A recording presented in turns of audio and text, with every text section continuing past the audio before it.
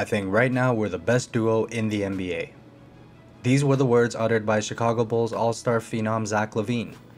A bold statement to make indeed, especially if one were to take into consideration just how incredible some 1-2 punches are on other squads.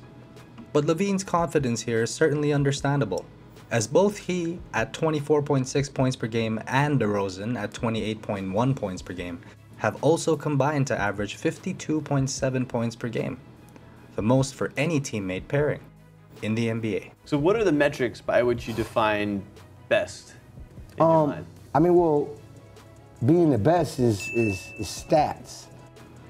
The Chicago Bulls won 38 games in the first half of the season, largely due to dominant play of their lethal 1-2 punch of DeRozan and Zach LaVine, and unless something were to drastically go wrong in this crucial second half stretch of the season, these Bulls are headed to the postseason as legitimate contenders since the 2012 D-Rose Bulls were in that position.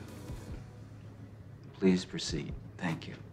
The Bulls are second in the Eastern Conference standings, despite the fact that Lonzo Ball and Alex Caruso have missed multiple games due to injuries.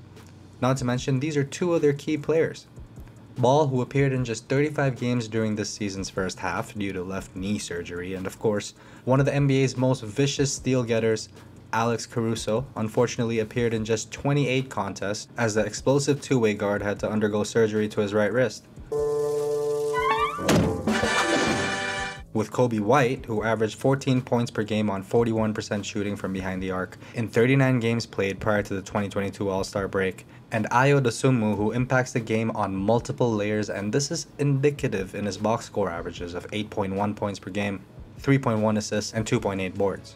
With these two players embracing their roles as the next man up, given the absence of Lonzo and the Caruso, the Bulls have managed pretty well so far, considering not only their place in the East as one of the conference's top seeds, but one must consider the fashion in which they have earned this place in the standings. The Bulls managing to hold their place amid the top seeds is no easy feat given the aforementioned injuries to their key players. With these players set to return before the end of the regular season, in time for what seems to be an almost guaranteed playoff berth, many in the NBA world have gone blind to just how deadly and stacked this team really is. What is he doing? He's beginning to believe. If one were to really break it down, this team, when healthy, just think about this, has 4 all-star level players on its squad. That's a spicy meatball!